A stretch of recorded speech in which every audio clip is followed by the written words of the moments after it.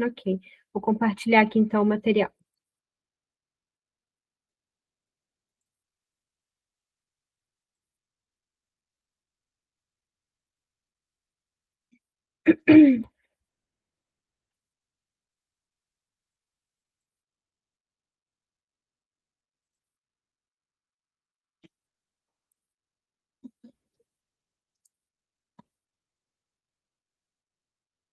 Tá ok? Tô conseguindo visualizar a minha tela?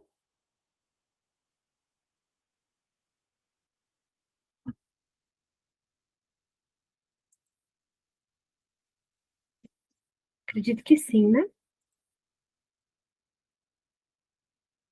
Bom, então, dando sequência à nossa aula da semana passada, né, que a gente já tinha visualizado qual que seria o cronograma, a gente está aqui no curso na disciplina de recursos humanos, né, gestão de recursos humanos, gestão de pessoas, e semana passada a gente visualizou justamente isso, né, qual que é a diferença de gestão de pessoas, de RH, de departamento pessoal, o que que é competência, como que as competências são consideradas dentro da gestão de pessoas, qual a importância delas, e a gente viu um pouco sobre subsistemas de RH.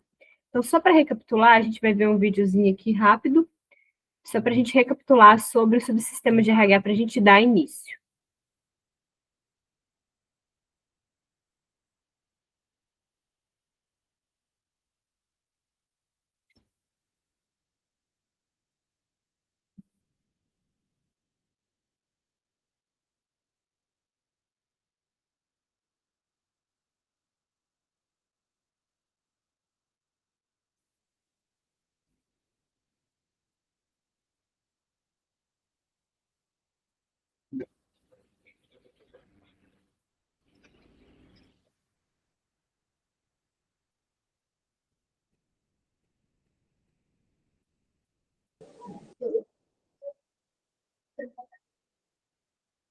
Gabriel, é um sai no Oi? não. Oi? O seu vídeo não está saindo. Não está saindo som? Isso. Mas, de toda forma, o som é só uma música. Acho que então Não, não então interfere ótimo. muito, não, tá? Certinho. Então tá.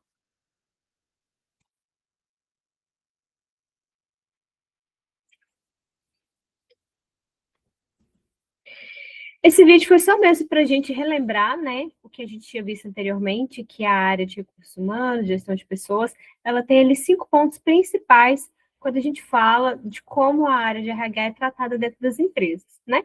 Então, agora a gente vai entrar um pouquinho mais em cada uma delas e conversar com um pouco mais de profundidade. Então, o primeiro subsistema que a gente vai visualizar aqui é o recrutamento, seleção e contratação. Entender como que funciona essas áreas dentro da gestão de pessoas. Então, o que que é o recrutamento e seleção? Quando a gente fala de empresas, o recrutamento e seleção é aquele departamento que é responsável por contratar novos colaboradores, né?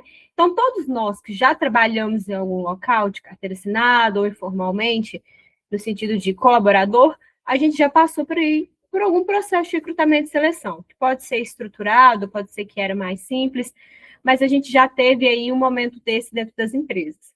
Então, esse subsistema de RH, ele existe para contratar pessoas. Então, recrutar essas pessoas, receber os currículos, fazer entrevistas, definir a pessoa ideal para cada vaga e fazer posteriormente a contratação.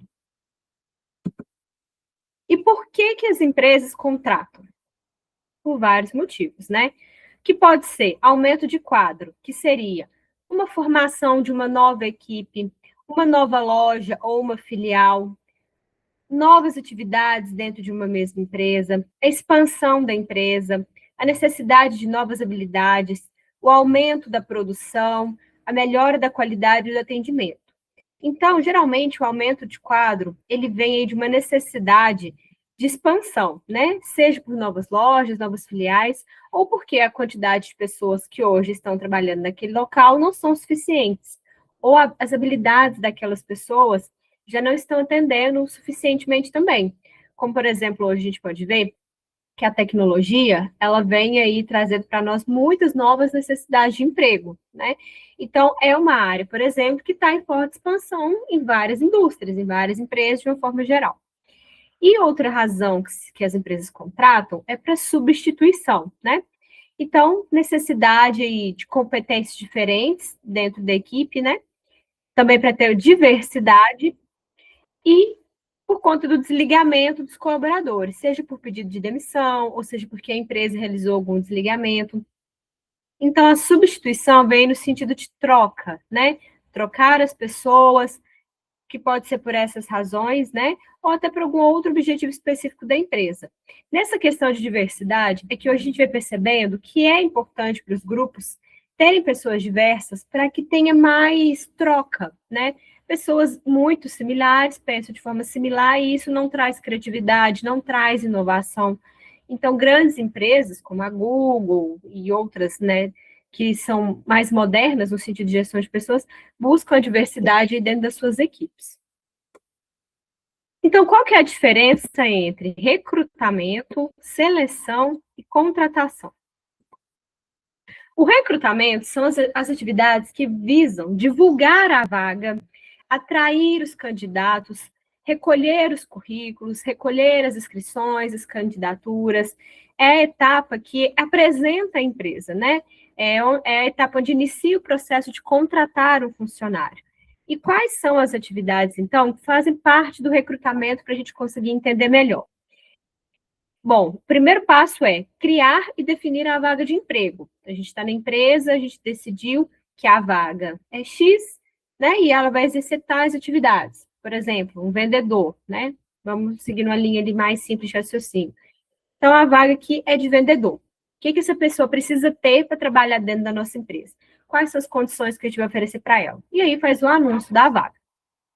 Então, alinhar o conteúdo descrito na vaga com o perfil desejado do candidato. Divulgar as vagas, os canais e meios adequados, né?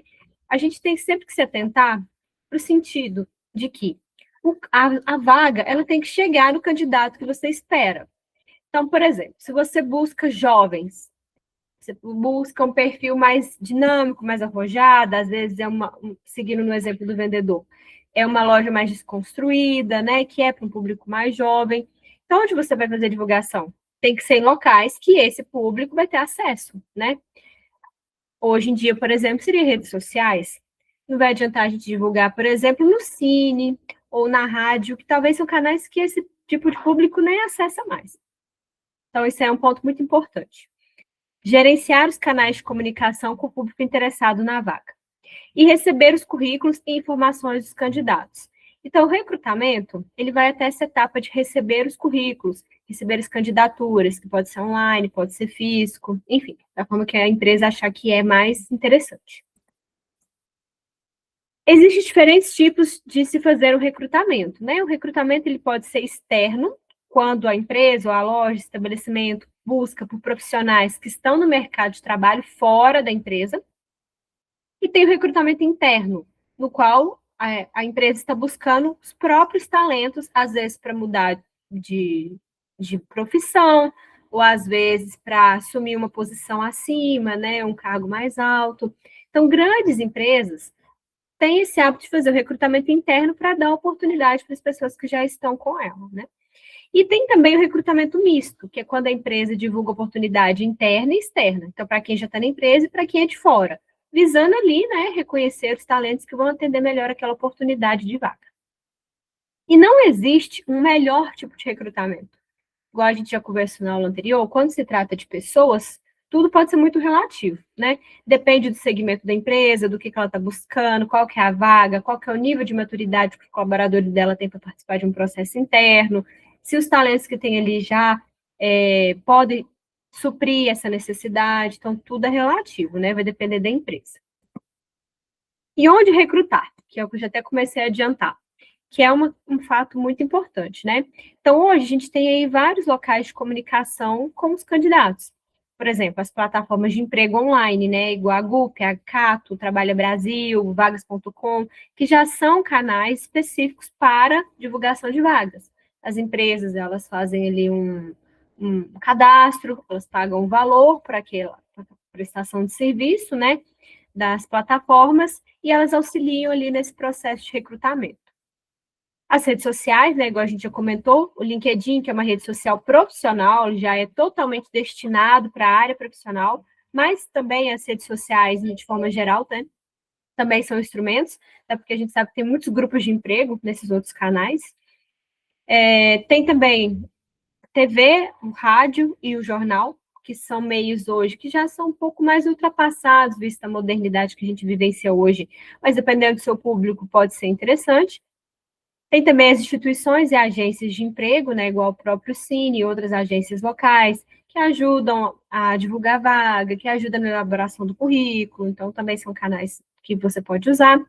Eventos de recrutamento e feiras de carreira, né, sempre tem algum local da cidade que está proporcionando esse tipo de evento.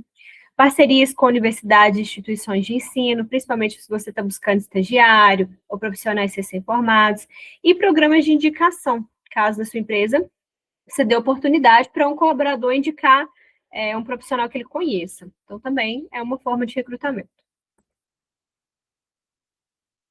E como que funciona a seleção? Então, igual a gente comentou, o recrutamento, ele inicia com a necessidade da vaga e ele encerra após o fim das candidaturas. Encerrou as candidaturas, inicia a parte de seleção, que é onde começa a fazer a triagem daquelas pessoas que se candidataram.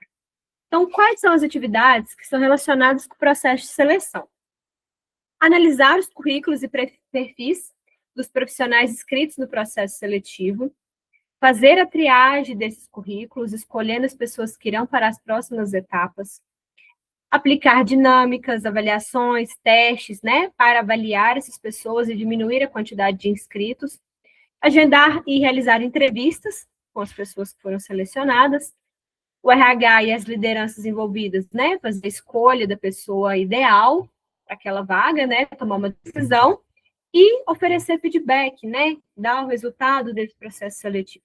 Então, o processo de seleção é ali onde você vai analisar as pessoas, vai escolher, né, vai fazer uma entrevista, vai fazer uma dinâmica, vai fazer um teste, que seja psicológico, que seja técnico, para você tentar identificar qual que é a pessoa ideal para ocupar aquela vaga, tá? E aí, no final de toda essa escolha, né, o RH não deve fazer essa escolha sozinho, o líder tem que estar sempre junto, porque é o líder que vai trabalhar com aquela pessoa. Depois de tudo isso, é papel do RH oferecer a vaga para o escolhido e dar um retorno para as demais pessoas que se candidataram, né, que estão aguardando ali por uma resposta, que é uma coisa muito importante, oferecer feedback. E como fazer a seleção? Quais são os tipos de técnicas que se pode usar no processo desse? Quando é uma empresa que já tem um RH mais estruturado, né, às vezes tem até pessoas que ficam só com essa atividade, ou às vezes tem um grupo ali de psicólogos, ou que seja interno, que seja terceiro, consegue ali ter mais etapas no seu processo seletivo, né? Principalmente se é uma vaga de liderança, de gestão, ou um técnico que precisa de uma avaliação mais criteriosa, né? É bom ter mais etapas no processo seletivo. Se você está procurando um profissional, às vezes que não precisa nem de experiência, que pode ser o primeiro emprego, que é para uma atividade mais operacional, às vezes não precisa de tantos processos, né? Tantas etapas no processo seletivo, pode ser uma coisa mais enxugada. Porque a gente sabe que hoje toda vaga é urgente, né? Toda vaga que a gente tem dentro da empresa é urgente, então o tempo, às vezes, é curto, né, para suprir aquela necessidade, então tem que ser estratégico e fazer o que realmente for necessário. Não adianta ficar aplicando teste em todo mundo se você não for fazer nada com aquele teste depois. Ou só para cumprir um protocolo, ficar bonito, né? A gente tem que ser prático, tá? Então, técnicas que a gente pode usar no processo seletivo. A análise dos currículos, é claro, né? Que é a partir do currículo que você vai selecionar as pessoas. Tem vagas que a gente recebe 300 currículos. Então, é a etapa principal, porque é dali que você vai selecionar, por exemplo, 10, que vai seguir para uma etapa seguinte, né? Aí vem aplicar os testes, jogos, dinâmicas, seja técnicos, comportamentais ou psicológicos, as entrevistas, sejam presenciais ou online, verificação de requisitos legais para ocupar a vaga, por exemplo, é uma vaga técnica, né? Vamos supor, um enfermeiro, um operador de máquina, precisa ter uma formação, às vezes precisa ter uma CNH, às vezes precisa ter um outro curso específico, né? Então tem que ver se a pessoa também cumpre os requisitos legais para ocupar aquela vaga. E também verificação de fit cultural. O que é isso? É uma coisa que na maioria das vezes passa despercebido, que é você tentar identificar se aquele candidato compartilha dos valores que a empresa preza, para depois não ter ali uma dificuldade de adaptação e a pessoa possa seguir de acordo com o que a empresa espera. Então, o que observar na seleção? Comparar as características do candidato com as exigências do cargo, né? Então, esse momento aí do círculo, onde está unificado as características com as exigências, poderíamos dizer que é o percentual ali de match, né? Match, um termo hoje moderno que a gente pode usar aqui, o match, o acerto, né, entre a vaga e o candidato. Então, quanto mais assertivo isso, mais chance da pessoa cumprir o que a empresa espera, se adaptar, né, se sentir bem naquele local. Então, diferentes de recrutamento e seleção são: recrutamento é um conjunto de técnicas que visam atrair o maior número de candidatos para aquela vaga, e a seleção é a etapa seguinte, que visa exatamente selecionar, avaliar, escolher o candidato certo para aquela posição. O processo seletivo, então, reúne atividades que buscam colocar a pessoa certa, no lugar certo e na hora certa. Às vezes é um ótimo candidato, mas não para a vaga que você tem. Às vezes é um candidato mediano, mas talvez para aquela oportunidade ele tem potencial para se desenvolver. Então, é buscar a pessoa certa, no lugar certo e na hora certa, para que possa trazer retorno para a empresa e também uma boa oportunidade para aquela pessoa. É importante, igual eu comentei, né, a gente analisar se os valores daquela pessoa condizem com a empresa, porque senão ela não vai se adaptar, ela vai ficar infeliz, ela não vai, se ela for uma pessoa que acredita em coisas muito diferentes, ela não vai seguir o que a empresa espera, ela vai ser insubordinada.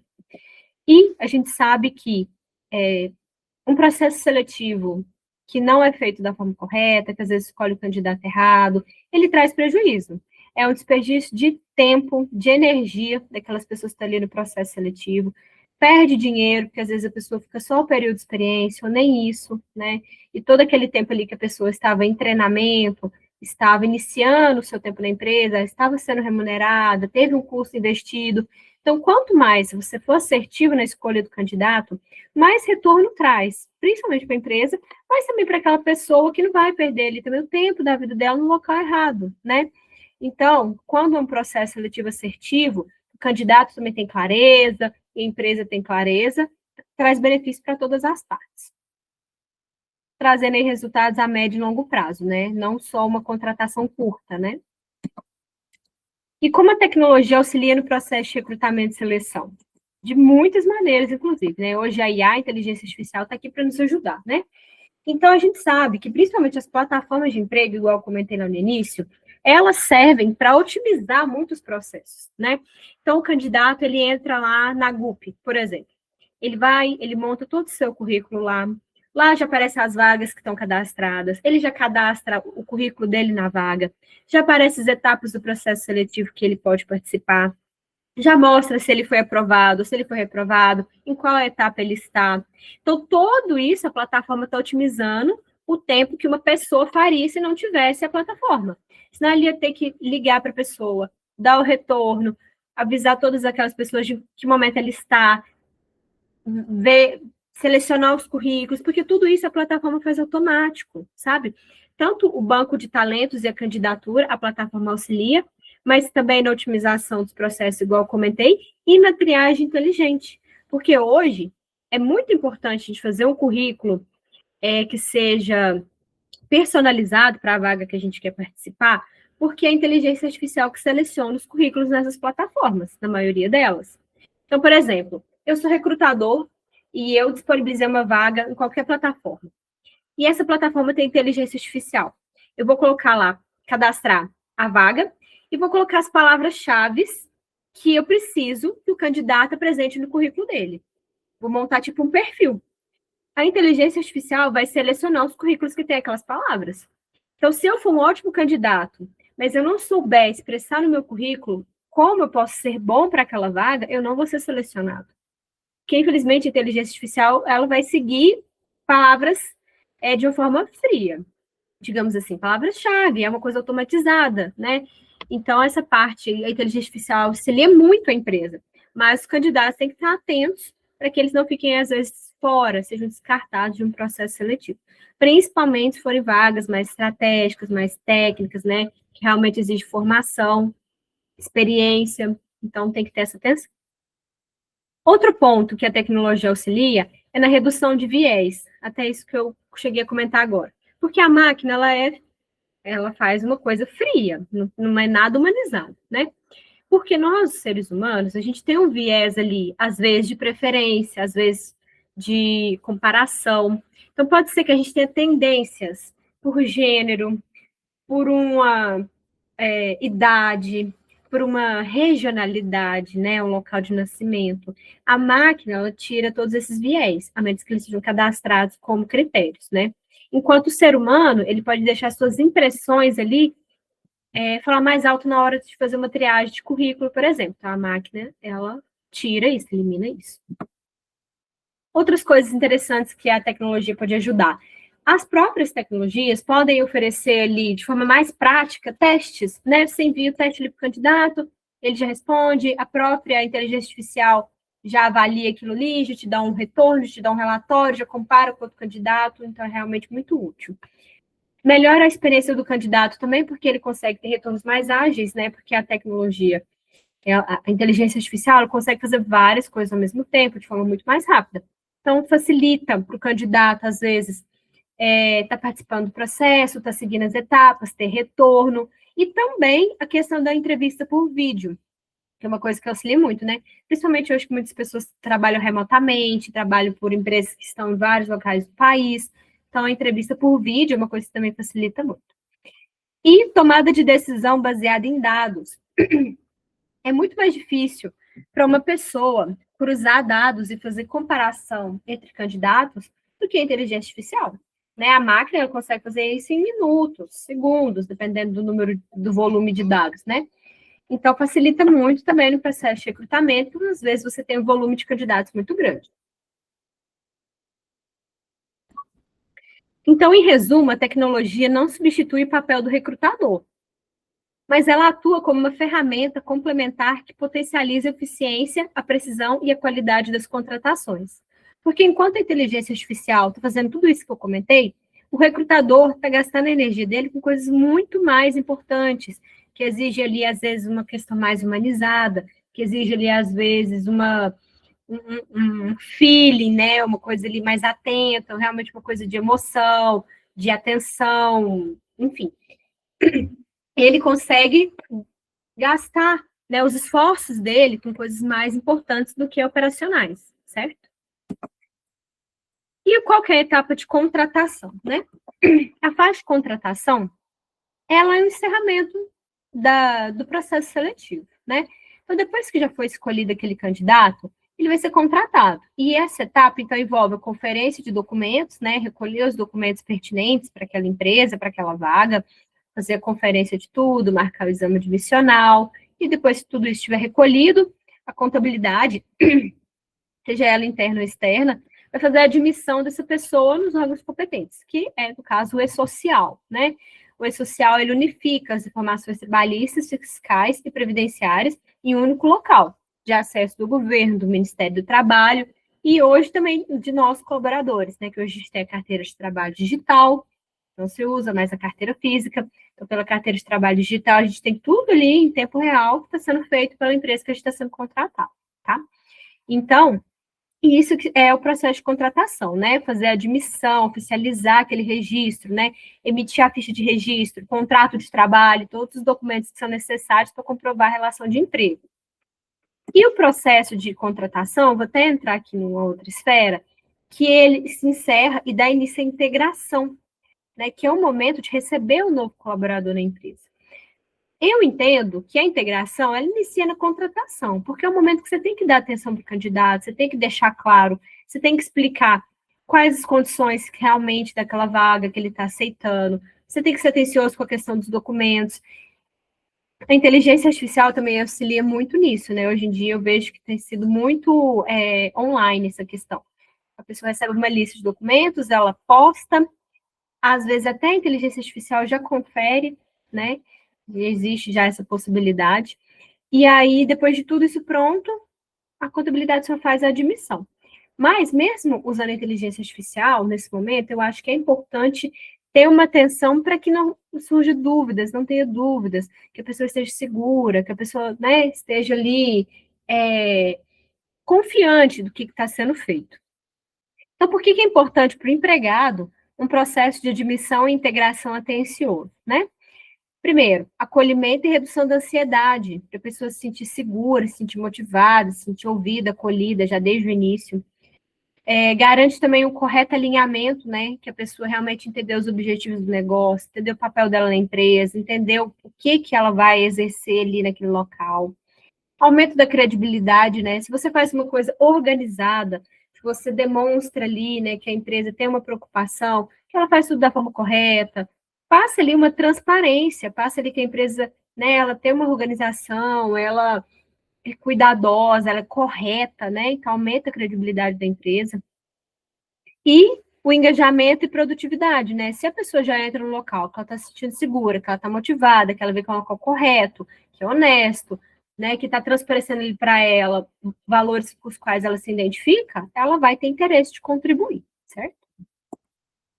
E aí, o recrutamento e seleção é isso que a gente comentou, só fazendo um compilado. Então, é a etapa de definir a vaga, divulgar essa vaga, receber os currículos, fazer triagem, fazer a seleção com testes, com entrevistas, o que quer que seja, recolher documentação, fazer admissão e receber essa pessoa.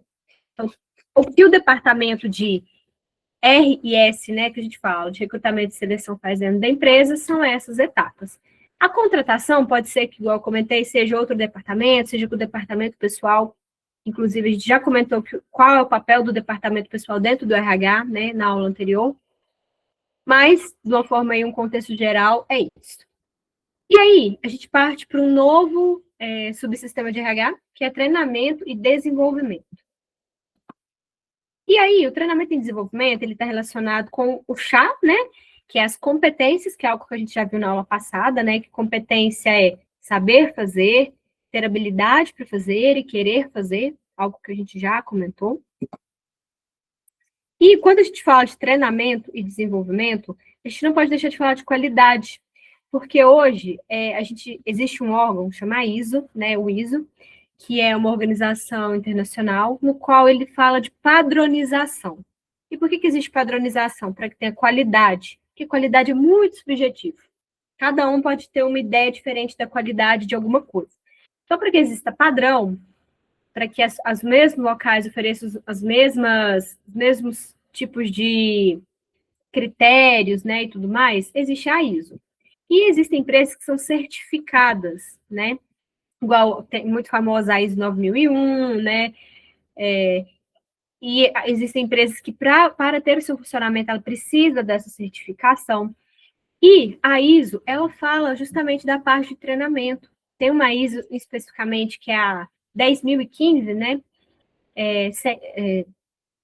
Isso, 10.015, que estabelece que um processo de treinamento planejado e sistemático traz melhorias, né, da capacidade competitiva da empresa, bem como alcance dos seus objetivos. Então, aqui está falando, assim, de uma forma muito bonita, mas essa ISO, ela traz a obrigatoriedade de treinamento. Então, se você vai ter uma certificação, a sua empresa vai ter essa certificação, você obrigatoriamente vai ter que comprovar treinamento, com evidências, com foto, com lista de presença, com planejamento, com carga horária, com certificado, né? Então, para alguns locais, isso é uma obrigatoriedade, tá? E aí, falando agora o que é treinamento, né? A gente vai ver aqui alguns conceitos, né, de alguns autores. Que treinamento é? Fazer com que as pessoas adquiram novos conhecimentos, novas habilidades, ensiná-las a mudar de atitudes, né? Tem muito a ver com o chá que a gente viu antes. Treinamento. Treinar no sentido mais profundo é ensinar a pensar, a criar e aprender a aprender. Treinar é o ato intencional de fornecer os meios para proporcionar a aprendizagem. Visa ambientar os novos colaboradores, fornecer os mesmos conhecimentos e novos conhecimentos, desenvolver comportamentos necessários para o bom andamento do trabalho e conscientizá-los da real importância de autodesenvolver-se. Então, o treinamento, gente, treinamento e desenvolvimento é você passar conhecimento, né? É você trazer conhecimento, é você trazer a prática para desenvolver habilidades, é você trazer conscientização para comportamentos, tá? E o treinamento, então, é de uma forma bem rica, né? Todos esses pontos aqui que os autores trazem para nós. Então, o que é o desenvolvimento, então? Desenvolvimento é a área voltada para a educação, que é o preparo da pessoa da vida para a vida e pela vida. Desenvolvimento prepara o futuro do colaborador dentro da organização. Desenvolvimento é o processo de treinamento em longo prazo para aperfeiçoamento das habilidades e aptidões pessoais e profissionais. Desenvolvimento de pessoas está mais relacionado com educação e com orientação para o futuro, focalizado no crescimento pessoal do empregado e visa a carreira futura e não apenas o cargo atual. Então, o desenvolvimento, ele não é voltado para uma coisa temporária, ele não é pontual, ele não é específico. Quando se fala de desenvolvimento, está olhando aquela pessoa a longo prazo, está olhando ela de uma forma mais ampla, quer desenvolver ela de uma forma mais abrangente, né? Então, vamos aqui exemplificar um pouco. Todo mundo, quando entra na empresa, principalmente quando é o primeiro emprego, vai passar por um treinamento, né? Qualquer função que você vai assumir que você nunca trabalhou antes, você precisa de um treinamento para aprender a fazer aquilo. Mesmo quando você já tem experiência, cada empresa trabalha de uma forma. Então, você também precisa de um treinamento para se adequar àquela empresa. E isso é o cenário ideal, né? Pode ser que locais não façam, mas esse é o cenário ideal. A pessoa ela tem que estar muito segura do que ela vai fazer antes de fazer. Então, suponhamos que a gente está contratando, vamos seguir na linha de um auxiliar de almoxarifado. Auxiliar de almoxarifado. Então, o que a gente vai ensinar para ele na empresa? O que é o estoque? Como que organiza o estoque? Como que dá baixa no sistema dos itens que saiu? Como que lança os itens novos que chega? Tudo isso é treinamento técnico, pontual, né? Para coisas que ele vai fazer no dia a dia. Quando a gente fala que a gente vai fazer a preparação do almoxarife, o líder daquele setor, vai fazer todas essas atividades que o auxiliar faz, mas também ele tem que fazer a gestão de pessoas, ele tem que fazer gestão de custos, ele tem que fazer gestão de escala, gestão de tempo, tem que ter interface com os outros departamentos. Esse profissional precisa ser desenvolvido em várias competências que ele vai precisar ao longo de toda a vida dele profissional. Ele não precisa ser o auxiliar, por exemplo, ele pode ser treinado em coisas pontuais ali, né, da rotina, e passar por algumas reciclagens, né? Se tiver alguma mudança, se ele estiver falhando em algum ponto. Agora, uma pessoa que precisa de mais, que faz mais gestão, que tem mais responsabilidades, que tem um nível de complexidade do cargo maior, que é responsável por outras pessoas, ele precisa passar por um momento ali de desenvolvimento maior para ele se tornar o profissional que a empresa espera enquanto líder ou enquanto outro cargo que ele ocupe. Então, vamos fazer aqui um comparativo para ficar ainda mais claro. Quando a gente compara, então, treinamento e desenvolvimento no quesito definição. Treinamento é capacitação focada em habilidades específicas para o cargo atual. Desenvolvimento é um processo contínuo, voltado para o crescimento pessoal e profissional do colaborador. Contínuo. Quanto ao objetivo, o treinamento busca melhorar o desempenho imediato de tarefas específicas. O desenvolvimento prepara o colaborador para desafios futuros e uma evolução na carreira dele. O treinamento ele é de curto prazo, né? O retorno é de curto prazo. Os treinamentos são de curto prazo, tudo é curto prazo imediato.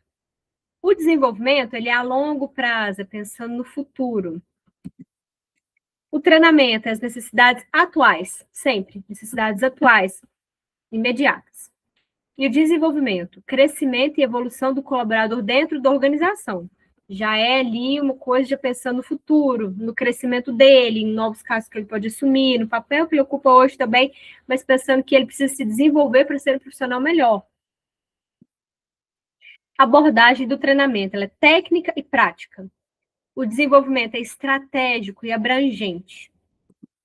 O método de aprendizagem do treinamento é instrucional, com foco em habilidades específicas, né? Para ensinar, fazer, ensinar, praticar, aprender, praticar. O desenvolvimento, ele é ligado ao autodesenvolvimento. E o que isso quer dizer? Quando você está preparando uma pessoa, e você está desenvolvendo ela, você tem que ajudar aquela pessoa a pensar. Desenvolver está muito voltado a isso, ajudar a pensar, ajudar aquela pessoa a refletir, porque o treinamento ele é muito automático, coisas que você vai fazer é automática. O desenvolvimento é você ensinar aquela pessoa a refletir, a se questionar, comparar, analisar, tomar decisão, né? Isso é uma coisa aí que a pessoa precisa se autodesenvolver, se conhecer, saber como ela reage, saber como ela pensa, saber o que a empresa espera dela, o que ela espera da empresa. É um processo aí mais complexo. A aplicação do treinamento é capacitação para funções específicas ou novas ferramentas. O desenvolvimento de competências futuras para futuras posições ou responsabilidades. O treinamento, geralmente, ele muitas vezes pode ser individual, né? Mas ele também, muitas vezes, é em grupos maiores, né? Com necessidades semelhantes. Então, se for uma pessoa que está entrando na empresa agora, somente ela, vai ser individual, porque só ela que vai ser treinada. Agora, vamos supor que toda a equipe vai passar por um treinamento para melhorar o processo, né, que é técnico. Vai ser uma equipe maior, que pode ser um departamento, pode ser um setor, pode ser até a empresa toda. Quando a gente fala de desenvolvimento, sempre vai ser ou individual ou em pequenos grupos, né? Porque é uma coisa, igual eu comentei, complexa, que muitas vezes tem que ser personalizada. Pode ser de grupos, mas, por exemplo, grupos de líderes, um pequeno grupo de pessoas faz a mesma atividade, pessoas que são pares, né? Que fazem ali uma mesma coisa e que estão ali desenvolvendo competências semelhantes. Mas, muitas vezes, em algum momento, esse desenvolvimento vai ser individual. Porque quando você começa a funilar e aprofundar, cada pessoa tem uma necessidade diferente, né? Emoções diferentes, pensamentos diferentes, tipos de liderança diferentes, comportamento diferente, então precisa ser mais personalizado. E os resultados esperados com o treinamento é melhoria imediata na execução das tarefas. Então, se eu estou treinando uma pessoa hoje para exercer uma atividade, por exemplo, para fazer um lançamento de uma nota fiscal, eu vou ensinar, ela vai praticar, eu vou acompanhar, eu vou deixar ela fazer sozinha e acabou. Ela já aprendeu, ela já está fazendo sozinha, é imediato, é pontual, é curto. Agora, no desenvolvimento, a gente está preparando essa pessoa para competências e desafios futuros e crescimento na carreira. Por exemplo, se a gente está preparando uma pessoa para assumir mais responsabilidades, a gente está prevendo situações, a gente vai colocar ela para refletir sobre futuras situações, para coisas que podem acontecer, a gente vai colocar ela à prova, vai fazer testes, mas nada vai ser sempre, nem tudo vai ser previsto, né? Então, os resultados que se espera com o desenvolvimento é sempre preparar as pessoas, mas não você não vai ter o retorno imediato daquilo, né? Igual no treinamento. Porque a pessoa só vai mostrar o desenvolvimento dela quando as situações acontecerem, quando os desafios vierem, quando ela estiver ali exercendo atividade e ela tiver que tomar uma decisão, né? Então, é ali que ela vai mostrar os resultados daquele processo de desenvolvimento. Então, aí tem mais um slide aí fazendo um comparativo. Treinamento curto, desenvolvimento longo. Treinamento, resultado imediato, presente. Desenvolvimento, pensando nas competências do negócio, uma coisa mais a longo prazo. Treinamento, trabalha competências individuais. Desenvolvimento, ênfase nas necessidades, estratégias do negócio. Você não vai desenvolver uma pessoa, gastar toda essa energia, tempo, profissionais, cursos, às vezes, especializações, práticas, para desenvolver uma pessoa num tema errado, né? Numa competência errada. Tem que ter muita inteligência para fazer a escolha do desenvolvimento certo, para não perder recurso, dinheiro, etc. Treinamento. Objetivo de melhorar as habilidades e competências. Desenvolvimento, aumentar a competitividade do negócio. Por quê? Se você quer preparar o seu profissional para ele ser um profissional melhor, para ele trazer retorno, consequentemente, você vai se tornar uma empresa mais competitiva, porque você tem profissionais melhores, né? Às vezes melhores do que o seu concorrente. Principais benefícios que as pessoas envolvidas e a empresa desfrutam com a boa aplicação de um programa de treinamento e desenvolvimento, que a gente chama de T&D. Então, quais são os benefícios que um bom programa de treinamento traz? Alinhar a estratégia e a execução, né? Então, o que a empresa espera vai ser realmente feito porque as pessoas sabem fazer aquilo. Aumento da produtividade, né? Se a pessoa sabe fazer com segurança, ela é mais rápida, ela é mais segura, ela é mais eficiente. Oportunidade de crescimento, né? Se a pessoa está aprendendo, ela está se desenvolvendo, ela tem chance de assumir novas responsabilidades. Novas tecnologias, tendências e ferramentas. Sempre que a pessoa vai fazer uma coisa nova, usar uma ferramenta nova, um sistema novo, uma tecnologia diferente, vai mudar o processo, ela tem que ser treinada para conseguir. Melhora do clima organizacional e relacionamento entre as pessoas. Por quê? Quando você faz treinamentos, principalmente nos quais você interage com seus colegas, você entende o trabalho que o seu colega faz, principalmente quando é treinamento que envolve departamentos, né? Porque às vezes eu sou do setor de vendas, mais uma vez, e eu fico implicando com o setor de estoque, ou vice-versa, não tem comunicação, tem ali conflito. Se tem treinamento para resolver essas questões, o clima organizacional fica muito melhor e o relacionamento também. Um bom treinamento diminui a rotatividade e aumenta a retenção de talentos. Se as empresas trabalham bem, treinadas, seguras, confiantes, com oportunidade de crescimento, elas vão ter interesse de permanecer na empresa. Aumento na qualidade das entregas e, consequentemente, competitividade no mercado, como a gente comentou. Quanto mais a pessoa é treinada, ela vai fazer atividade com mais qualidade. Sentimento de valorização e reconhecimento, né? Que a empresa está investindo nele, né? A empresa está investindo naquela pessoa, então ele se sente valorizado. Noção de futuro e carreira na empresa, né? Então, se você está passando ali por um processo de treinamento, né, de desenvolvimento, você sabe aonde a empresa quer que você chegue, né? Para que aquilo está acontecendo. Mais benefícios, né? Colaboradores que se tornam promotores da empresa. O que é ser promotor? É falar bem, né? Então, se você está numa empresa que faz tudo isso, você vai falar bem dessa empresa. Consequentemente, a marca dela vai ser bem vista na comunidade que você está. Que é isso, fortalecer a marca empregadora da empresa. O plano de carreira ganha mais força, né? Porque se a pessoa está sendo desenvolvida para assumir novos postos, novas oportunidades, é porque o plano de carreira, de crescimento está acontecendo. Não está só no papel, né, na gaveta. As equipes ficam mais conectadas, né, quando elas interagem entre si, entendem as dificuldades, as necessidades, reduz a rotatividade, né, que é as saídas, né, os desligamentos. Um ambiente mais receptivo, né, entre os colegas.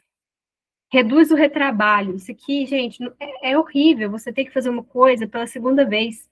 Você tem que corrigir o serviço do seu colega, né? Isso é muito chato. Então, quando as pessoas fazem o que elas fazem com qualidade, elas sabem fazer, elas sabem muito bem fazer, elas têm total confiança daquilo que está fazendo, ela vai fazer bem feito uma vez, não vai precisar fazer de novo. Isso aqui é muito bom. Fortalecer também a cultura organizacional, porque nesses treinamentos e desenvolvimentos todos que acontecem, tem que se falar sobre os valores da empresa, sobre o que a empresa acredita, sobre o que ela quer, o que ela espera, né? Tem que falar sobre como que funciona aquele ambiente. Então, a cultura organizacional é isso, é como as coisas funcionam no sentido de relacionamento, no sentido de o que é importante para a empresa e, consequentemente, deve ser importante para as pessoas. Então, quando você faz treinamento falando sobre essas coisas, as pessoas se tornam ali mais unidas, elas se tornam ali, tem uma energia, uma sinergia, uma harmonia melhor entre todos os membros. E, claro, treinamento e desenvolvimento auxilia na formação de novos líderes. Quais são os tipos de treinamento que podem ser aplicados, né? Então, são diversos. Depende da necessidade da empresa. A gente não vai falar aqui de formato de treinamento, a gente vai falar de tipo, né? Então, existe o treinamento de integração ou onboarding, que é o treinamento para preparar um novo colaborador, que é o que a gente comentou antes. Quando o colaborador está ingressando na empresa, ele tem que fazer o treinamento de integração para ele ser preparado para tudo que ele vai trabalhar, tudo que ele vai realizar ali dentro da empresa. O treinamento comportamental ou soft skill, que é um termo, né, que tem sido muito usado aí na área de RH, que significa comportamento, né, competências comportamentais. Então, é um treinamento realmente para olhar questões comportamentais, né? O que é comportamental? É questão que envolve ali sentimentos, motivação, experiências. Então, comportamental, por exemplo, inteligência emocional, né? A própria liderança, né? Você tem que ter ali um treinamento comportamental para você ser um líder que atua de acordo com o que a empresa espera das lideranças. Então, o comportamento está voltado com o jeito de ser, né? Como as pessoas, as atitudes das pessoas, né? No sentido de empatia, às vezes, de simpatia, até, enfim, coisas que são mais voltadas para o jeito de ser, tá? E o treinamento técnico, ele é voltado para habilidades técnicas. Então, não tem nada de comportamento, não tem nada de emoção. É algo que você vai aprender a fazer e é técnico. Usar uma ferramenta, né? Fazer um procedimento, fazer um lançamento. O atendimento, quando a gente fala de atendimento, é uma coisa muito interessante porque une os dois. Atendimento une técnicas, habilidades técnicas, né? Por exemplo, você tem habilidade técnica ali de persuasão, por exemplo, de negociação, né? E você também tem que ter questões comportamentais, porque quando você é um vendedor, dependendo, quando você está atendendo alguém, seja vendedor, seja outro tipo de atendimento, você tem que ter ali um comportamento, você tem que ter ali uma expressão, você tem que ter ali um jeito de falar, você tem que ter ali uma postura, isso é comportamento, né? Então, existe essa diferença aí de tipos de treinamento, comportamental ou técnico, que também é chamado de hard skill. E aí tem também os treinamentos, né, de desenvolvimento de liderança, né, que são treinamentos pontuais para que os líderes, né, possam se desenvolver. Tem os treinamentos motivacionais, né? O motivacional ele também está voltado ali para a questão comportamental, mas no sentido de trazer ele para as pessoas um otimismo, uma motivação, de proporcionar uma união entre a equipe, né? São coisas que vão fazer a pessoa ter mais interesse, ter mais vontade de trabalhar, engajamento, né? Então, é para isso que serve o treinamento motivacional. Treinamento de equipe. O treinamento de equipe pode ser comportamental, pode ser técnico, pode ser motivacional. Ele só quer dizer que o treinamento técnico é colaboradores, mais de um colaborador, né? Colaboradores pode ser do mesmo departamento, pode ser de departamentos juntos, pode ser da empresa inteira, né? É de um time, né? Treinamento de equipe quer dizer ali um time que estão precisando ser treinados nas mesmas habilidades, né? Estão ali com necessidades semelhantes. Treinamento de reciclagem ou atualização é quando a pessoa já exercita uma atividade, ela já está contratada, já está na empresa, mas às vezes aquele conhecimento dela está defasado, né? Ela está falhando em alguma coisa, ou o mercado atualizou, tem uma nova tendência, ou a empresa está se atualizando, ou a empresa mudou um procedimento, então a pessoa tem que passar por uma reciclagem para se atualizar e voltar a entregar o que é esperado. Redução de gaps de competência. Isso aqui é um tipo de treinamento que também pode ser comportamental, também pode ser técnico, está relacionado com a reciclagem. Mas qual que é a diferença? Quando você está falando de gaps de competência, existe ali um mapeamento das competências exigidas e as competências que a pessoa entrega. Então, é uma coisa mais profunda, né? Às vezes envolve uma avaliação de desempenho, né? Para medir ali indicadores que mostrem realmente quais são os gaps, né? Então, essa redução de gaps é um estudo que é feito para poder o treinamento ser determinado. E o treinamento corporativo é quando vai se tratar de vários temas, geralmente são grupos maiores, às vezes tem uma divisão só de liderança e operação, ou também pode ser de departamento, mas é uma coisa bem mais ampla, né? Vai falar de várias coisas para vários grupos, para várias pessoas daquele grupo, tá? O treinamento corporativo, muitas vezes, ele é contratado por um profissional externo, né? Então, a semana do treinamento corporativo, vai ver aquela pessoa de fora, que vai falar com várias pessoas, com vários grupos, ou com a empresa inteira, né? É aquela pessoa, vai lá dentro da empresa ministrar, ou tira os colaboradores da empresa e leva para um outro local, isso aí é treinamento corporativo. Sendo corporativo, ele pode ser motivacional, pode ser técnico, pode ser comportamental, pode ser de atualização, tá? Então, só para ficar mais claro. Tipos de desenvolvimento. De carreira ou programa de sucessores, né? Então, quando a gente está falando de programa de sucessores, a gente está falando de plano de carreira. Por quê? O que é ser um sucessor? É você substituir alguém. Então, se você é um líder e você tem na sua empresa um programa de sucessores, é porque você está preparando alguém abaixo de você para que essa pessoa esteja apta para onde ocupar o seu cargo na sua ausência. É uma coisa que exige muita maturidade dos profissionais, porque pode ser que alguém abaixo de você tenha mais competência que você. Isso não é feio, isso não é errado, tá? As pessoas, cada uma tem um perfil, cada um tem as suas qualidades, tem o seu desenvolvimento, não desmerece ninguém. Mas, hoje, grandes empresas que já têm uma visão de negócio muito mais desenvolvida, que as pessoas ali realmente são muito bem preparadas, onde tem plano de carreira, que as pessoas vão subir de cargo, é muito importante você fazer um programa de sucessores. Porque em muitos casos, para você subir de nível, você vai ter que ter alguém do seu lugar. Alguém vai ter que fazer o que você faz para que você faça algo diferente, né? Então, isso aqui para pessoas que sabem conduzir com maturidade é muito interessante. Tanto para quem é o líder que está preparando alguém, tanto para quem está sendo preparado. Educação continuada ou plano de desenvolvimento pessoal. Quando você faz um PDI, é quando você, líder RH, vai desenvolver um plano de ação a longo prazo, com várias etapas do que vai ser feito, do que vai ser trabalhado com o profissional para que ele se desenvolva. Isso é educação continuada, né? Mas tem esse termo, né, que é PDI, então é quando a empresa ela tem um programa para desenvolver as pessoas a longo prazo, com tudo muito bem estudado e elaborado. Um exemplo disso é o programa de trainee, né?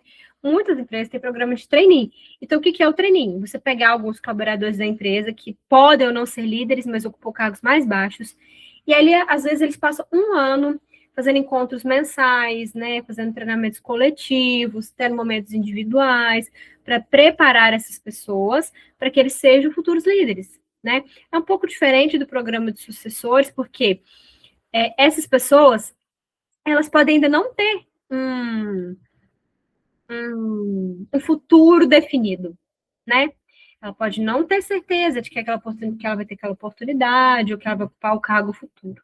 Mas são pessoas que a empresa identificou que tem potencial e quis investir nelas. E gestão da mudança isso aqui é uma coisa que não é muito comum. Mas o que quer dizer gestão da mudança? É quando a empresa ela está passando por uma fase de mudança, né? Como o próprio nome diz, que pode ser tecnológica, pode ser cultural, pode ser de espaço físico, pode ser uma mudança de procedimento, algo que vai impactar muito as pessoas. Tudo que é mudança, em muita gente vai gerar resistência, né? Gerando resistência, as pessoas ficam o quê? Menos colaborativas. Então, quando a empresa vai passar por uma grande mudança, o correto é ela fazer um processo de treinamento e desenvolvimento voltado para a mudança, para que os impactos nas pessoas sejam menores, para que elas estejam motivadas para aquela mudança acontecer, para que elas colaborem, para que elas entendam por que aquilo está acontecendo, para que elas se sintam parte do negócio, parte do que está sendo mudado, né? Então, a gestão da mudança, ela está aí nesse sentido. Ciclo do treinamento, né? Treinamento, então, de acordo com alguns autores, ele é composto de 4 etapas, que é o diagnóstico ou levantamento das necessidades, desenho ou planejamento, implementação ou execução, avaliação ou monitoramento. Eu sempre coloco dois conceitos, dois termos, né? Porque alguns autores chamam de desenho, outros chamam de planejamento. Então, para que caso vocês leiam materiais aí que usem os dois termos, vocês, né, saibam do que está se falando. Então, o que é o diagnóstico, né? A primeira etapa é você entender o que precisa ser feito, né? Então, se você vai elaborar um plano de treinamento e desenvolvimento, mas com base em quê? Né? Aí que entra o diagnóstico das necessidades de treinamento. É você ter um momento ali para sentar e entender o que precisa ser feito. Sempre Um projeto, um treinamento, um desenvolvimento, ele sempre vai surgir de 3 coisas. Ou é de um problema que precisa ser resolvido, ou é de uma necessidade que surgiu, que precisa ser atendida, ou é de uma oportunidade que percebeu que você quer aproveitar. Então, o treinamento e o desenvolvimento, ele também vai ser com base nisso. Exemplo, o setor de vendas tem apresentado uma queda na produtividade. Isso é um problema. Aí você vai elaborar um plano de treinamento e desenvolvimento para resolver esse problema. Outro exemplo. Você observou no mercado uma mudança de consumo, uma mudança no hábito de consumo das pessoas. E você quer aproveitar isso, né, seguindo o exemplo das vendas. Você quer aproveitar isso para vender mais. Isso aqui é uma mudança. Então, para aproveitar essa oportunidade, você vai ter que treinar e preparar os seus colaboradores para essa nova mudança que você está querendo aproveitar. Então, o diagnóstico é entender o que precisa ser feito para não ficar tirando escuro, para não investir em treinamento errado, para não investir em coisa que não vai trazer retorno, para você ser assertivo na escolha. O levantamento de necessidade de treinamento, existe um documento, né, um formulário que você faz, né, com toda a padronização, que é o ideal, principalmente se você é uma empresa que tem que prestar conta, né, para um cliente, ou igual eu falei, para a ISO, né, que é o órgão regulamentador. Mas o mais importante não é o papel. O mais importante é a profundidade daquilo ser bem feito. É sentar, conversar, discutir e não fazer de forma superficial. Então, o que o levantamento de necessidades de treinamento, LNT, pode responder se você fizer bem feito? Quem precisa de treinamento? Quais habilidades estão sendo requeridas? E por quê? O que os colaboradores precisam aprender? Quais habilidades a equipe não possui? O que está faltando no treinamento que já existe? Quais habilidades a equipe já possui? Qual que é o problema que esse treinamento vai resolver? Quais as causas desse problema? É interna, externa? De que maneira o treinamento vai ajudar nessas causas? O treinamento já foi tentado antes?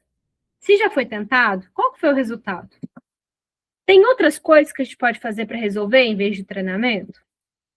Se já houve treinamento anterior, ele falhou? Ele foi assertivo? O que pode fazer para fazer melhor? Quais benefícios o treinamento irá trazer? Então, igual eu falei, para você não investir numa coisa errada, para você ter mais certeza do que precisa ser feito. A segunda etapa é o planejamento. Depois que você fez seu diagnóstico, você sabe exatamente o que precisa ser feito, o que você quer resolver, por quê, para quê. Você vai elaborar o plano do que precisa para o treinamento acontecer. É o planejamento. Então, o que você vai ver no seu planejamento? Você vai decidir. Você vai tratar, né? Qual o treinamento que foi definido, né? Os temas e conteúdos. Então, se no diagnóstico você percebeu que precisa treinar X para resolver o problema X, então você já tem ali o tema, o conteúdo, o assunto que precisa ser tratado. Você vai incluir isso no seu planejamento. No planejamento também vai constar quais são as pessoas que vão ser treinadas, quais são os colaboradores, quais são as equipes. Como que esse treinamento vai acontecer? Qual que é o formato? Qual que é a metodologia? Vai ser dentro de sala? Vai ser fora de sala? Vai ser virtual? Vai ser presencial? Vai ser com dinâmica? Vai ser... Enfim. Quais recursos vão ser necessários? Material, custo? Vai contratar uma pessoa de fora? Vai ser alguém interno? Vai alugar uma sala? Vai alugar um projetor? Vai alugar um material, uma apostila? Por que esse treinamento vai acontecer, né? Tem que constar os objetivos, né? Quem vai ser a pessoa que vai treinar, igual eu comentei, é um profissional interno, é um profissional que você contratou de fora, onde que esse treinamento vai acontecer, qual que é o local, qual que é a data, qual que é o horário, qual que é a duração, quantos encontros, é um só, é mais, e o que esse treinamento vai resolver, qual que é o objetivo que quer ser alcançado, qual que é o resultado que quer ter com esse treinamento. Isso aqui, então, é um planejamento. Feito tudo isso, você sabe exatamente como que vai funcionar, como que vai acontecer. Tendo tudo definido, você vai seguir com a execução do treinamento. Então, se você já sabe o que precisa fazer e já sabe como vai fazer, é só fazer, né? Então, a parte de execução é colocar tudo em prática. É ir lá na sala com a pessoa que vai fazer, organizar tudo e conduzir o treinamento igual foi planejado.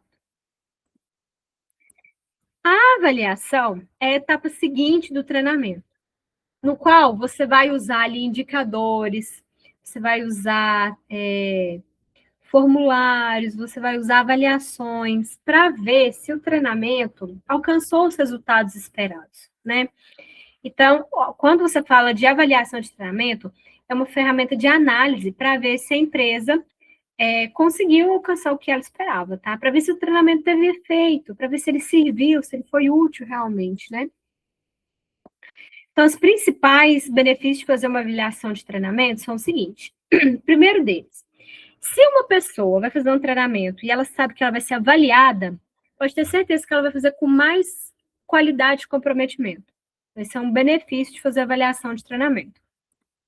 Eficiência de custos. Se você fez o treinamento e avaliou, você sabe se ele foi positivo, se ele foi negativo, se ele foi um desperdício de dinheiro ou se ele trouxe retorno. Transparência. Quando você faz avaliação de treinamento, você tem mais clareza e compreensão de tudo aquilo que aconteceu, né? Então, a transparência, ela vem no sentido de trazer informações mais claras. Porque eu posso participar de um treinamento, eu posso conduzir o treinamento e falar, foi ótimo. Isso é um achismo. Estou falando isso com base em quê? Com o meu sentimento? Às vezes, o sentimento não é a resposta, né? A não ser que seja motivacional, claro. Mas se é outro tipo de treinamento, a gente precisa de métricas para ver se aquilo lá realmente teve um bom resultado. E ter um feedback adequado, né? Para ver se o instrutor foi um bom instrutor, se o local foi adequado, se o conteúdo do treinamento foi bom, se alcançou os objetivos, se as pessoas se sentiram confortáveis para fazer, se a duração foi boa, se as pessoas participaram. Então, a avaliação, ela serve para olhar tudo isso, medir tudo isso, né? E ver se realmente teve um resultado positivo. Então, a avaliação é como se fosse, como a gente pode fazer uma analogia com a escola, né? Quando a gente faz uma prova, não está medindo o conhecimento de tudo aquilo que foi ensinado pelo professor ali durante um tempo. Quando a gente faz um trabalho, não é para mostrar que a gente está aprendendo sobre aquilo e colocando em prática, né? Então, a avaliação de treinamento, ela serve para isso. Para medir se os esforços gastos naquele treinamento tiveram objetivo. Por exemplo, adoro exemplo de vendas que ele é fácil de entender. A gente faz um treinamento para melhorar a qualidade do atendimento. Antes, a gente tinha que ter percebido, né, que o atendimento estava bacana. Aí você já tinha que ter também métricas para medir que não estava bom. Mas agora a gente está falando de avaliação. Aí a gente fez o treinamento da qualidade do atendimento. Como que a gente vai medir se esse treinamento trouxe retorno financeiro, no caso?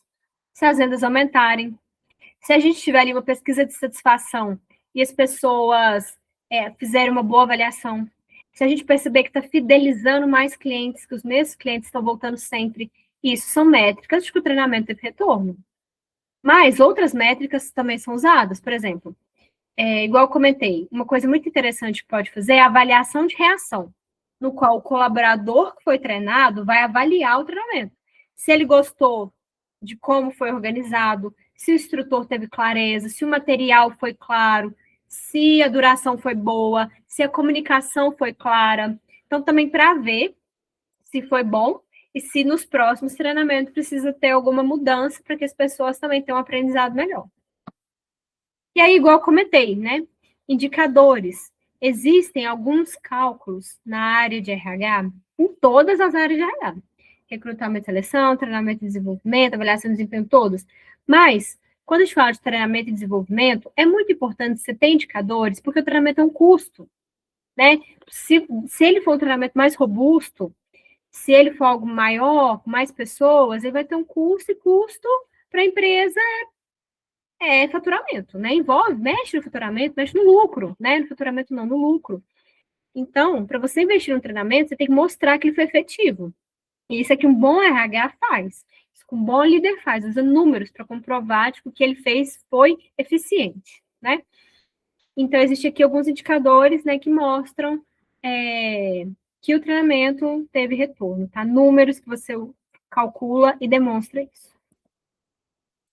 E agora, a gente vai falar de outro subsistema de RH que envolve a remuneração. Geralmente, esse departamento ele é chamado de cargos e salários, ou muitas vezes ele fica com a equipe de departamento pessoal, quando é uma empresa que é uma coisa mais enxuta, mais simples, ou então é um departamento, né, quando é uma empresa mais robusta, que já trabalha de forma estratégica, né, com remuneração e benefícios. Então, isso também vai depender do volume da empresa.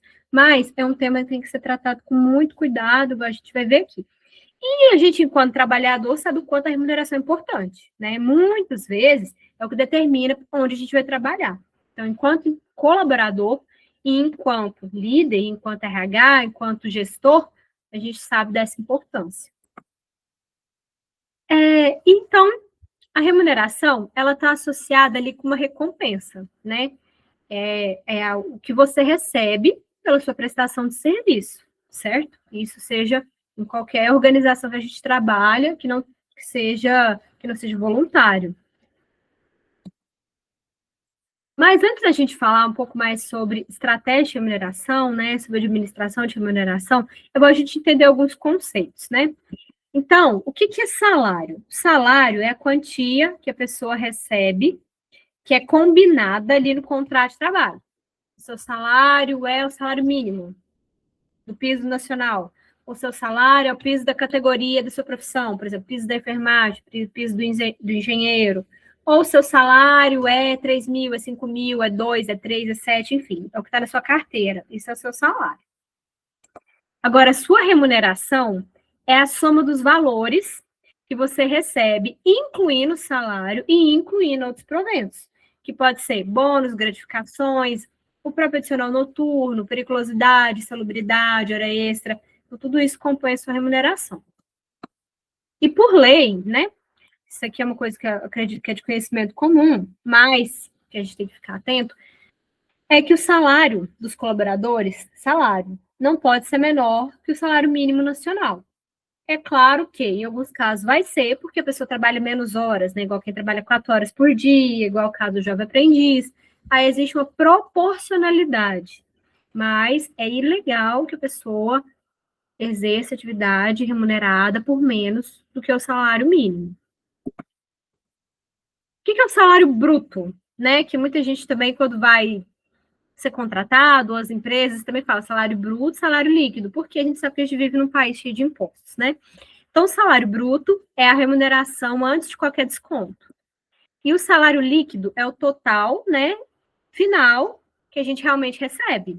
Então, depois que tem os descontos, né, do salário bruto, resta o líquido, que é o que realmente vai cair na nossa conta enquanto trabalhador. E o que são os impostos obrigatórios que vão descontar do nosso pagamento? O INSS, né, que está relacionado aí com a Previdência, e o imposto de renda, né, que agora está tendo essas alterações, né, mudou a faixa de isenção, mas para muitas pessoas tem o desconto do imposto de renda. Outros descontos que pode ter do seu salário é que alguns benefícios podem ter um percentual de desconto, né, igual vale transporte, o vale refeição, alimentação, plano odontológico, plano de saúde, pode ser coparticipativo, pensão alimentícia, empréstimo consignado, igual agora, né, que tem empréstimo consignado do trabalhador, né, então tudo isso descontado do seu salário vai tornar ele um salário líquido, né, você não vai receber aquele bruto, às vezes, de tudo que você teria direito para receber, porque vai ter os descontos. E só um esclarecimento aqui, que tem gente que confunde, né, a questão do FGTS. O FGTS não desconta do seu salário, ele não impacta no seu salário. Ele é ali uma poupança, né, vinculada ao seu contrato de trabalho, que é de responsabilidade do empregador, fazer aquele depósito mensal todo mês, para que você tenha acesso, ou se você for demitido, ou se você for fazer uso para um financiamento, né, ou alguma liberação do governo, para um saque aniversário, enfim. E agora, entrando mais na questão de administração de salários, pensando enquanto empresa, né, que a gente tem que ver o lado do empregado, mas também o lado da empresa. Então, o que é importante quando você tem um plano de cargos e salários? Quando você define quanto que as pessoas da sua empresa irá receber, qual que é a contrapartida delas pelo trabalho delas. Então, tem que ter uma coerência interna, que é dos cargos da própria organização. Por exemplo, não faz sentido o líder do departamento, uma comparação bem simplória, o líder do departamento, às vezes, receber menos do que os subordinados, sendo que ele tem um nível de complexidade e responsabilidade muito maior. Então, tem que ter essa coerência, né, entre os níveis, entre os pares, entre os setores, né, de acordo com o que realmente é feito ali, de atividade. E tem que ter uma coerência externa, no sentido de você oferecer uma remuneração que seja justa comparada com o mercado que você está inserido. Perdão. Geralmente, os locais de uma mesma comunidade, uma mesma cidade, uma mesma região, vão ter ali uma equiparação salarial. Às vezes, uma empresa ou outra se destaca pelo porte dela, pelo segmento, né? Mas tudo isso, tanto interno quanto externo, tem que ser avaliado para que exista ali uma questão justa, né, de remuneração entre as pessoas. Então, a gestão de cargos e salários é um conjunto de práticas estruturadas que define detalhadamente as responsabilidades de um cargo e as políticas salariais de forma transparente e competitiva. É o alicerce que traz justiça e motivação dentro das organizações. Então, a ideia do plano de cargos e salários, da gestão de cargos e salários, é garantir que todas as pessoas tenham uma remuneração justa e competitiva, considerando fatores como a complexidade das tarefas que ela existe, é muito difícil, é mais fácil, qual é o impacto que tem para o negócio da empresa, qual responsabilidade ela tem, né, e o desempenho profissional que ela tem também. Então, quando a gente fala de salário justo, o justo para mim, porque eu acho que eu sou ótima funcionária, eu nunca faltei, eu sou excelente, eu não levo atestado, então o justo para mim era muitos R$ 1.000. Mas, quando a gente fala de que essa questão de justiça, de competitividade entre as empresas, o que precisa ser estudado é exatamente isso, né? Como aquela pessoa impacta no negócio? Quão importante é a função dela dentro da empresa? Quanto de retorno ela traz? Como que a gente pode ser justo, mas ao mesmo tempo ser competitivo? Como que a gente vai fazer a separação de níveis salariais, né? Então, a pessoa vai receber mais quando ela tiver mais importância dentro do negócio, né? Todos os papéis, todas as funções são importantes. Se existe um cargo na empresa, ele existe porque ele é importante. Nenhum empresário vai pagar salário para uma pessoa que não for importante, né? Todos são. Mas tem profissões e cargos que são mais fáceis de substituir, caso a pessoa queira sair, caso ela não tenha tendo um desempenho adequado. E tem outros cargos que são mais difíceis, que exigem uma pessoa mais preparada. Então, tudo isso influencia no salário. Então, o sistema de remuneração, ele exige para atingir vários objetivos, como a gente já comentou, motivação e comprometimento da equipe, né? Todo mundo quer receber um salário que acha que é justo, que dê ali para ele manter a sua sobrevivência, ter uma vida confortável, qualidade de vida, né? Então, isso aumenta o comprometimento da equipe, oferece um tratamento justo para as pessoas e atrai mais pessoas e retém mais pessoas. Se a remuneração que eu ganho hoje, eu considero que é bacana, é justa, é competitiva, é legal, eu quero ficar naquela empresa, né? Uma boa remuneração também aumenta a produtividade. Se você tiver um plano de cargos e salários bem estruturado, você vai conseguir oferecer aquela remuneração sem trazer prejuízo financeiro, né? Você vai conseguir ter um orçamento bacana e cumprir a legislação trabalhista, porque a legislação ela traz várias regras sobre salários e benefícios. E o sistema de remuneração, então, como a gente está conversando, ele serve para atrair pessoas, manter as pessoas na empresa, motivar, manter o alinhamento com o que a empresa espera, trazer retorno, oferecer benefício justo, mas a gente não pode esquecer que aqui hoje a gente está no papel de gestão, né? Então a gente tem que ter a mentalidade de dono do negócio. E hoje, folha de pagamento, igual está aqui nesse parágrafo de baixo, é uma das maiores despesas dentro das empresas, né? A folha de pagamento é uma coisa muito onerosa. Então, você tem que ter ali uma estratégia para ser tudo isso, justo, competitivo, mas não comprometer o seu faturamento, o seu lucro, as suas despesas, oferecendo algo que a empresa não vai conseguir sustentar. né? Então, é importante isso. Oferecer ótimas condições, mas ser sustentável, porque senão a empresa chega uma hora que ela não consegue mais oferecer aquilo.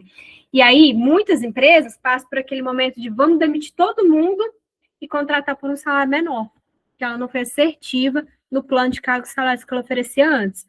Ou a empresa pode ter passado por um momento de prejuízo muito grande, que ela teve que mexer no salário, justamente porque a folha de pagamento é uma coisa muito cara para a empresa. E finalizando aqui essa questão da administração de cargos e salários, vai receber mais quem estiver valendo mais para a empresa. Aquela posição que seja muito importante, aquela posição de que toma mais decisão, aquela posição que traz mais reflexo nas outras pessoas, aquela posição que, se a pessoa falhar, ela prejudica o negócio. Então, quanto maior valor a pessoa oferecer para a empresa, mais chance ela tem de ter uma remuneração mais vantajosa, mais alta, melhores benefícios, melhores condições. Então, para fazer um bom plano de cargos e salários, você tem que avaliar os cargos e a hierarquia, elaborar as políticas salariais, realizar pesquisas salariais para ver como você está dentro do mercado, né, que você está inserido, e analisar o orçamento e faturamento da empresa para que a empresa consiga sustentar aquilo. E, para terminar, a gente vai falar de tipos de remuneração. A remuneração funcional é a tradicional, né? É a contraprestação que a gente recebe da empresa, né? Por meio do holerite, é a tradicional, que deve ser condizente com o salário que a pessoa, com o cargo que a pessoa ocupa. O salário indireto são os benefícios e vantagens que a gente oferece, né? Além do salário. Vale alimentação, refeição, plano de saúde, odontológico, vale academia, né? Gympass, vale cultura, auxílio combustível, vale farmácia, ajuda de custo para ensino, etc. A remuneração por habilidades é quando a empresa tem um plano onde ela oferece melhores condições salariais para quem tem mais habilidades, ou habilidades essenciais, igual o inglês, né? Igual alguma outra condição ali no qual o profissional se destaca. Então, é uma habilidade específica no qual a pessoa recebe um reconhecimento maior por isso. A remuneração por competências, ela está mais ligada a cargos gerenciais. Então, a diferença da remuneração por habilidade, por competência, é isso. A pessoa tem uma habilidade ou competência que destaca ela, que traz mais retorno, então ela tem uma remuneração adicional. Mas a habilidade é mais operacional e a competência é mais gerencial. Participação nos lucros e resultados, né, a famosa PL, é quando a empresa tem a política de distribuir parte dos lucros para os colaboradores, muitas das vezes quando metas são atingidas, igual metas de vendas, metas de produção, atingiu, parte do lucro vai ser distribuído de acordo com alguns critérios, geralmente é semestral ou anual. Participação acionária é quando você oferece para o seu colaborador, como contraprestação, né, como remuneração, ações da empresa, isso que é no nível mais gerencial. Então, aquela pessoa se torna sócio do negócio, né, e, por consequência, tem mais interesse que aquele negócio prospere, bom para o colaborador e para a empresa. Remuneração por resultados também está relacionado com atingir metas, mas não precisa ser necessariamente a participação de lucros. Pode ser um bônus, pode ser uma comissão, pode ser um prêmio que a empresa vai oferecer porque atingiu um resultado. E planos de previdência privada é quando a empresa tem um tipo de programa, um tipo de plano de incentivo no qual a empresa tem ali uma poupança, né, uma ajuda salarial, já para o funcionário fazer uma reserva para o futuro, né? E tem como se a empresa auxiliasse ali numa previdência privada corporativa. Isso aqui é um pouco raro, mas pode acontecer também. Então, de uma forma geral, quando você faz um plano de cargos e salários bem feito, você se torna competitivo no mercado, você mantém a saúde financeira da empresa, você consegue atrair melhores pessoas, você consegue manter essas pessoas na empresa sem comprometer os lucros que a empresa tem, né? Então, tem que ser tudo muito bem estudado e deve ser usado como diferencial competitivo. E a mensagem final, né, para encerrar nossa aula de hoje, é que tanto o recrutamento e seleção, a contratação, o treinamento, o desenvolvimento, o pagamento, a remuneração, tudo isso deve ser realizado, deve ser usado para fazer com que a empresa prospere, para fazer com que ela tenha lucro, para fazer com que ela aumente o faturamento, para fazer com que as pessoas estejam felizes, motivadas, com boas condições, com saúde, com qualidade de vida, para que as pessoas estejam mais seguras, mais motivadas, né? Então, quando você tem um estudo e faz as coisas bem feitas, você consegue ter uma empresa mais saudável em todos os aspectos, comportamentais, técnicos e financeiros, certinho? E só um adicional aqui, eu vi que teve esse estudo da Solids, que é uma organização voltada para a gestão de pessoas, no qual eles fizeram uma pesquisa muito interessante, e lá fala todo o perfil do empregado brasileiro, né? Mais mulheres, mais homens, faixa salarial, quais são as tendências de gestão de pessoas. Para quem quiser aprofundar, né, como que está o cenário brasileiro no ano de 2025, né? Fica aqui ainda esse plus, tá? Alguém tem perguntas? Quer fazer algum comentário antes da gente encerrar?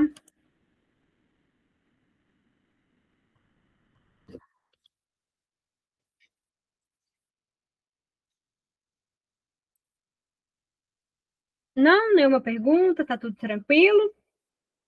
Então, se caso surgir algo, né, a Lívia está aí à disposição, Politécnica, para a gente esclarecer, tá bom? E aí, o nosso último encontro, no próximo mês, onde a gente vai encerrar a disciplina de gestão de pessoas e recursos humanos. Desejar a todos uma ótima noite, né, e até o próximo encontro.